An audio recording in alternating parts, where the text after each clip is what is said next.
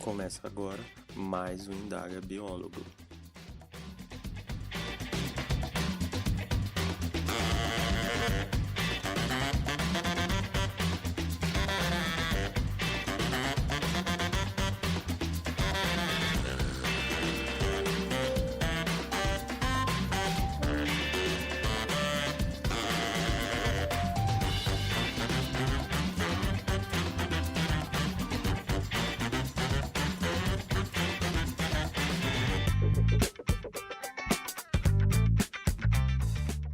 Olá pessoal, eu sou Gabriel Messias e essa é mais uma edição do Indaga Biólogo, um podcast para falarmos sobre a profissão do biólogo. Hoje é dia 3 de setembro, o dia do biólogo. Para comemorar esta data, este e o próximo episódio serão especiais. Vamos falar sobre a história da biologia. Sim, eu falei vamos, porque hoje eu tenho uma convidada especial, a Estela Gama. Estela, dá um oi aí pro pessoal e se apresenta também. Olá a todos, eu me chamo Estela Gama, eu sou bacharel e licenciada em Ciências Biológicas pela UFRJ e colaboro pontualmente com um grupo e a página Preservando a Profissão Biólogo. E como o Gabriel falou, hoje nós vamos tratar de um tema essencial, eu diria até mandatório para todos os biólogos. Exato, nesse episódio vamos falar sobre a história da biologia e do biólogo.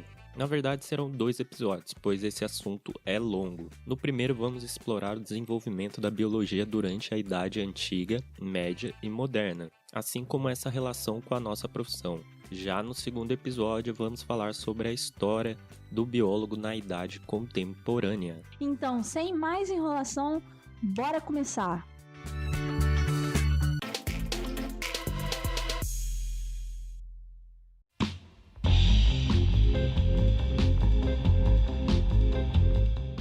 Para iniciarmos, que tal tratarmos do que é o biólogo? Esse profissional múltiplo igualmente tem muitas definições. Pois é, Gabriel, se a gente for ver no Wikipedia, existe a seguinte definição. Biólogo é um cientista que tem conhecimento especializado na área de biologia e que desenvolve seus estudos por meio do método científico, buscando explorar e explicar os mecanismos subjacentes que regem o funcionamento da matéria viva.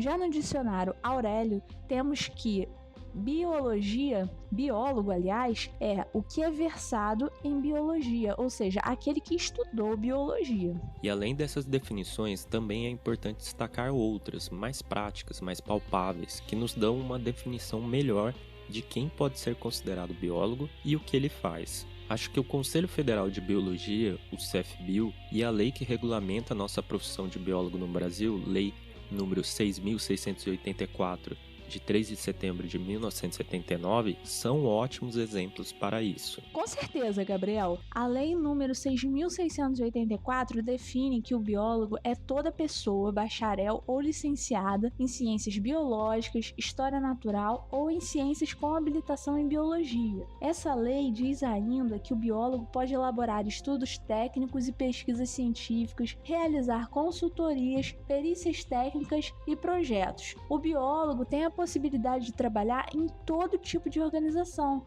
como fundações, empresas públicas e privadas e sociedades. Ele pode também prestar consultoria a empresas, ou seja, o papel do biólogo vai muito além do meio acadêmico e da sala de aula que a gente geralmente imagina. Já o Conselho Federal de Biologia, para quem não sabe, é o órgão máximo que rege a classe. Ele é responsável por regulamentar a atuação do biólogo. O Conselho divide as áreas de atuação do biólogo em 3 grandes grupos: meio ambiente, saúde e biotecnologia, sendo que nós poderíamos até considerar uma 4ª área que não é mencionada pelo Conselho, que é a área do ensino, já que os licenciados em biologia que ministram aulas em escolas e universidades também são considerados biólogos. Isso mesmo, mas agora a gente precisa voltar lá atrás na linha do tempo. O termo biólogo é muito recente, ele começou a aparecer no século XX. Até então, as pessoas que estudavam ou praticavam ciências que fazem parte da biologia recebiam outros nomes.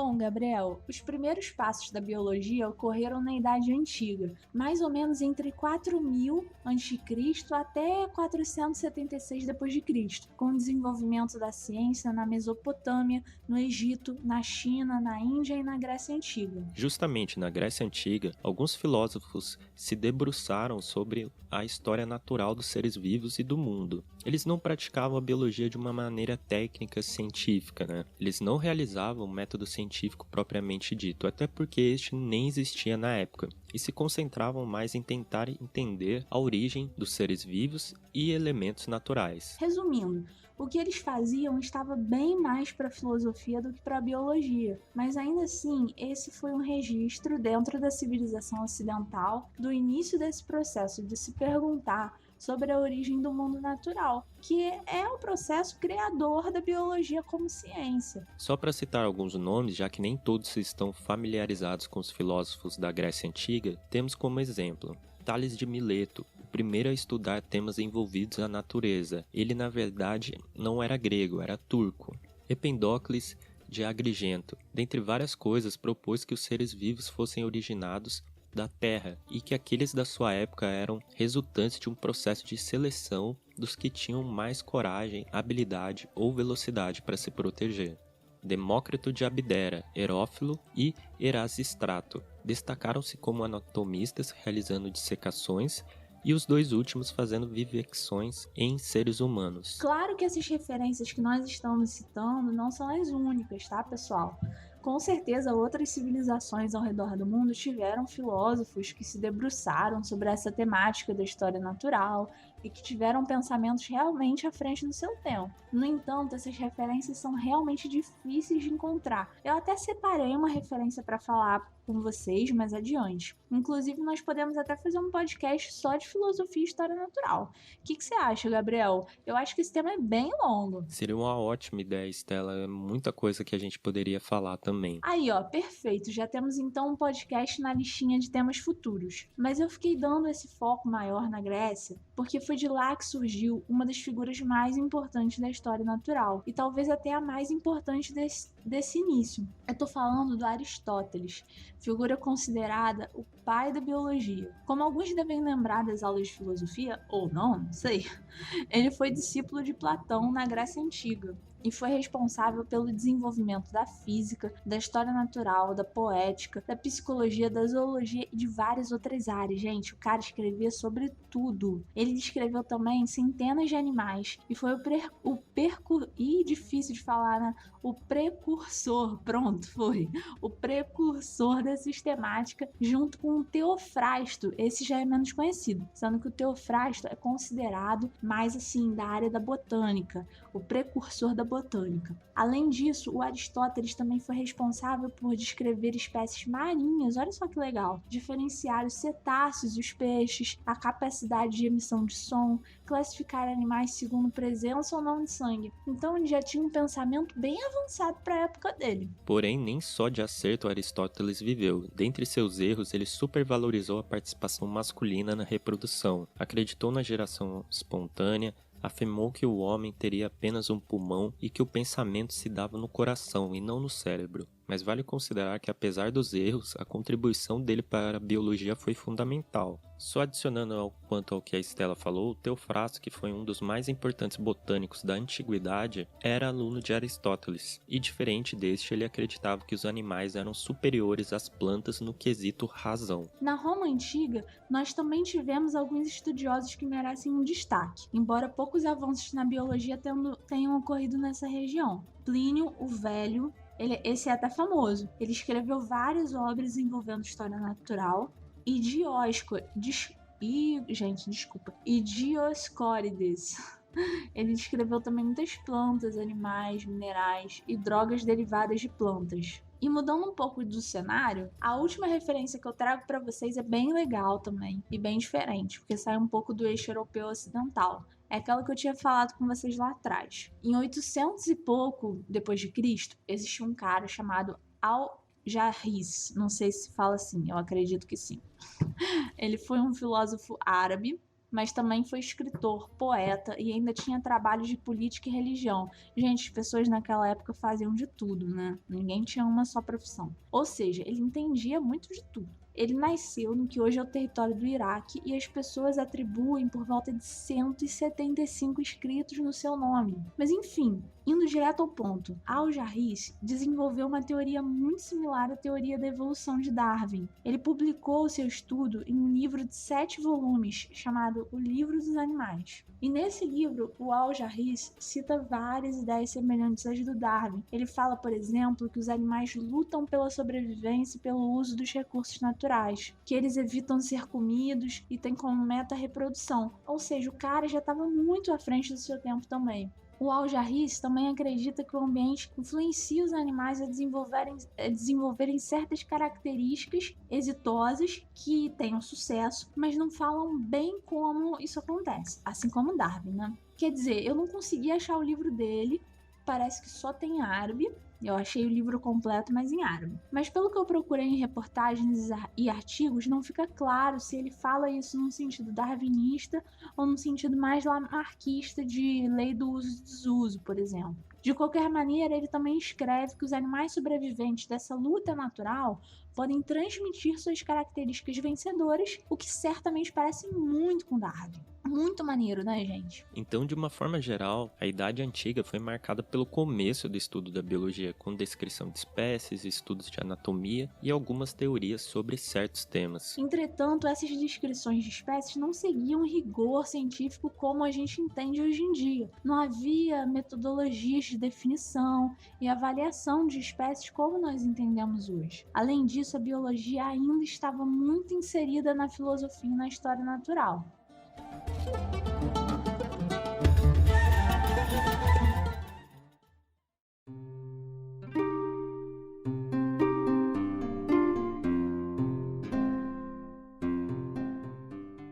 Depois disso vem a Idade Média, de 476 a 1453 mais ou menos, a famosa Idade das Trevas. Nesse período houve a estagnação da ciência na Europa devido ao cristianismo. Obras científicas eram consideradas pagãs e eram confiscadas ou até mesmo queimadas. No Ocidente, os únicos que preservaram materiais científicos foram os árabes, olha só. Mas olha que, por ironia do destino, foi nesse período da história que surgiu a primeira universidade considerando o contexto ocidental, a Universidade de Bolonha, em 1088. E ela está ativa até hoje e já teve nomes como Nicolau Copérnico e Humberto Eco frequentando a mesma. E outras universidades conhecidas também surgiram nesse período, depois da Universidade de Bolonha, como a Universidade de Oxford e a de Paris. Eu acho importante destacar também, Gabriel, que só para contextualizar para quem está ouvindo, que essas universidades que eu falei eram bem diferentes das que nós temos hoje, apesar de elas terem sido os embriões das universidades modernas. Inicialmente, as universidades na Idade Média surgiram dentro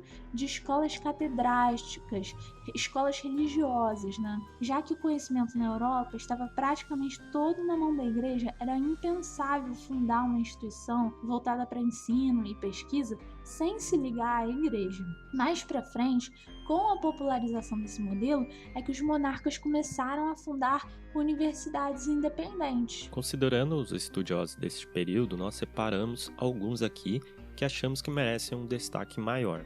Alberto Magno foi bispo da igreja e hoje é considerado santo. Ele se ocupou de estudos filosóficos sobre a moral e também estudos ligados às ciências como astronomia e a química, botânica, zoologia e mineralogia. Uma coisa que eu acho super interessante nele é que, mesmo ele sendo um homem da igreja, ele organizava seus questionamentos a partir de um ponto de vista naturalista. Ele, por exemplo, disse em uma de suas obras que a experimentação é a única forma segura de conduzir investigações. Além disso, ele também falou que o objetivo da filosofia natural é não apenas aceitar as afirmações de outros, mas investigar as causas que estão em ação na natureza. São pensamentos avançados para a época. A sua ênfase na experimentação e a sua capacidade de olhar o mundo tanto pelas lentes da fé quanto do naturalista fazem com que ele possa até ser considerado um cientista, mesmo que na época ainda não houvesse um método científico.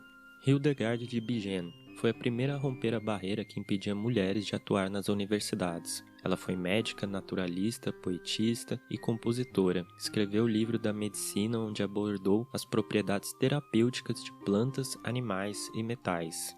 Rhazes, filósofo e médico persa, escreveu livros na área da medicina e filosofia, alguns descrevendo doenças como varíola. Apresentou uma visão crítica da ciência, alegando que um conhecimento era sempre passível de revisão.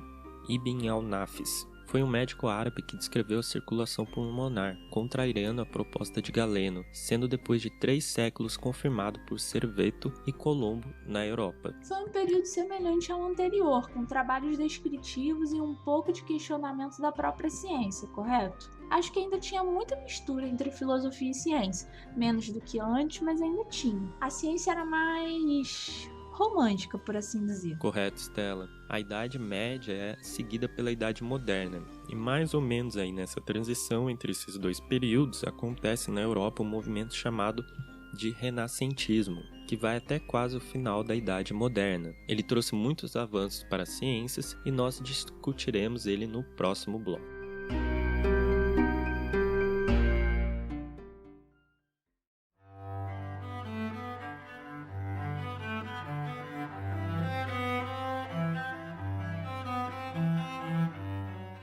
Depois da Idade Média, seguimos para a Idade Moderna, que começa no século XV. Geralmente, os historiadores consideram o ano de 1453 como o marco do início da Idade Moderna. Nesse período, houve a retomada de trabalhos de filósofos gregos, o ressurgimento de estudos de anatomia, fisiologia, botânica e zoologia. Muita coisa foi descoberta, e muitas foram redescobertas. Durante a Idade Moderna, a metodologia científica começou a aparecer.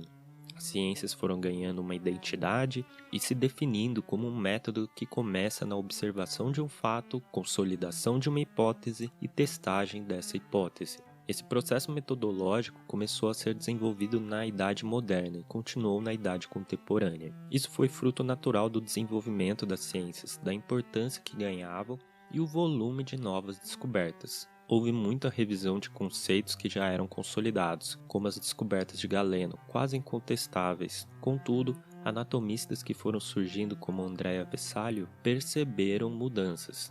Esse se destaca por ter mudado a forma de ensinar, realizando ele mesmo dissecação durante as aulas. Na época, o professor ficava lendo e um técnico dissecava. Detalhe que não havia formol, os corpos ficavam putrificados e poderiam gerar riscos à saúde do anatomista, mas eles não percebiam completamente o risco que estavam tomando, até porque as bactérias, os vírus e os fungos não eram conhecidos. É verdade, Gabriel, e por falar neles, foi nesse período da Idade Moderna que ocorreu a invenção do microscópio e a descoberta de bactérias e protozoários por Anthony van Leeuwenhoek. Não sei se fala assim, gente, o nome dele é muito complicado, mas com certeza se vocês digitarem no Google vai aparecer para vocês, porque esse cara é bem famoso. Robert Hooke também foi outro cientista que se destacou. Ele foi considerado um dos principais cientistas experimentais do século XVII. Publicou o livro Micrografia, que trazia vários registros precisos das suas observações, uma referência da época. Robert Hooke contribuiu em várias áreas da ciência, inclusive sendo o primeiro a propor um microscópio com um sistema de iluminação. Publicou Micrografia, que virou best-seller pelos registros precisos e detalhados. Ele foi um dos primeiros a citar a existência da célula, inclusive usar esse termo ao observar espaços vazios em cortiças. Outro que se destacou foi Robert Brown, que identificou a presença de núcleos e dessa forma facilitou a identificação das células, considerando células vegetais, já que em animais era mais difícil. Matthias Schleiden e Theodor Schwann se destacaram como pais da teoria celular, indicando que todo organismo era formado por células, porém indicaram a origem desta de forma equivocada. Nesse período também que finalmente a circulação foi descrita de forma correta com os precursores Andrea Cesalpino e Girolamo Fabricius, e com William Harvey, esse é bem famoso, finalizando ao demonstrar como era a circulação do sangue e o papel do coração. Um fato muito interessante, gente, é que o William Harvey possuía a mesma tecnologia dos seus antecessores. Ele só enxergou de maneira diferente aquilo que outros já poderiam, de certa maneira, observar. E o André Cesalpino, que a Estela citou, também se destacou na botânica, inclusive há um nome de família em sua homenagem. Outros botânicos que foram relevantes nesse período foram Otto Brunfels, Jerome Bock, Leonard Fuchs, Matthias Lobel e Charles Lecluse. Esse último foi quem organizou o primeiro jardim botânico da Europa e escreveu o primeiro trabalho sobre fungos. Na zoologia, que retornou com força também, tivemos dois nomes se destacando: Guillaume Rondelet, o primeiro a descrever a bexiga natatória, e Pierre Bellon, que comparou esqueletos humanos e de aves, sendo considerado o pai da anatomia comparada, que também estava surgindo com força naquela época, gente. Neste período também surgiu 3 pilares das ciências que se perpetuam até os dias atuais: artigos, academias e sociedades e museus. Falando primeiro das academias e sociedades, elas não eram novidades. Na verdade, elas já existiam na Grécia Antiga e foram então retomadas no Renascimento. Algumas existem até hoje. Dentre algumas sociedades que surgiram nessa época, podemos citar Academia Secretoria Naturae, em 1560, a primeira de todas. Royal Society, em 1661, ativa até hoje e teve membros como Robert Boyle e Isaac Newton. Nessa instituição que se iniciou a publicação de artigos no formato de periódico científico. No caso, o primeiro deles foi Philosophical Transactions. Académie Royale des Sciences, em 1666, primeira instituição da Europa Ocidental com cientistas financiados pelo Estado. Junto a tudo isso vieram os primeiros museus, como também um reflexo do avanço das navegações e também da riqueza do desejo dos nobres da época de mostrarem, de ostentarem as descobertas das expedições por eles promovidas ou financiadas. Esses museus eram também chamados de câmaras ou quartos das maravilhas, ou ainda de gabinetes das curiosidades, porque geralmente ficavam dentro das residências desses nobres, em uma sala reservada só para isso. Eram salas repletas de materiais coletados em expedições de naturalistas que eram bancados por esses nobres, com os mais distintos e intrigantes objetos para o visitante observar. Olha que incrível! E foi a partir desses eventos que a ciência deu um salto, certo, Gabriel? Isso mesmo, Stella. Foi nesse momento que a ciência começou a se desenvolver mais e que a Idade Moderna e Contemporânea foram fundamentais para a consolidação de alguns conhecimentos que aplicamos até hoje. Sim, na Idade Contemporânea isso avançou ainda mais. A Idade Contemporânea vai da Revolução Francesa, no final do século XVIII, até os dias atuais. Só aí dando um parênteses de história. Esse período representou uma rápida evolução do pensamento científico. Diversas descobertas importantes aconteceram nesse período, como a teoria da evolução, a pasteurização, as vacinas, o DNA, a teoria da tectônica das placas e muitas outras. Só citei algumas. Todo esse avanço foi possível também por conta de diversos fatores. As universidades que surgiram na Idade Média se expandiram muito e ficaram mais independentes da Igreja. O comércio com a Ásia se intensificou ainda mais com os meios de transporte mais eficientes. A exploração das colônias europeias nas Américas, na África e na Ásia também permitiram à Europa um grande acúmulo de capital. E principalmente na área de zoologia e botânica, essas colônias representaram um campo fértil para as descobertas dos cientistas e naturalistas, que organizavam grandes expedições. Acho que tudo isso ajudou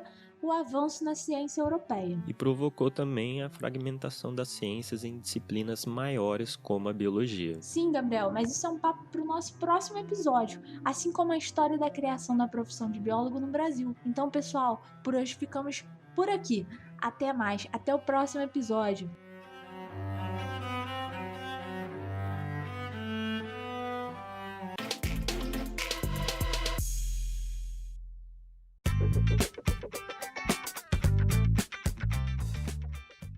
Finalizando mais um Indaga Biólogo, hoje com o começo da história da biologia em comemoração ao Dia do Biólogo. Já agradeço a participação da Estela nesse episódio, vou deixar todos os links do que foi citado no site do podcast, então se quiser dar uma conferida, olha lá. Se você gostou, peço que compartilhe, nos siga nas redes sociais e caso tenha uma dúvida, mande um e-mail para indagabiologo@gmail.com. Um abraço e até mais!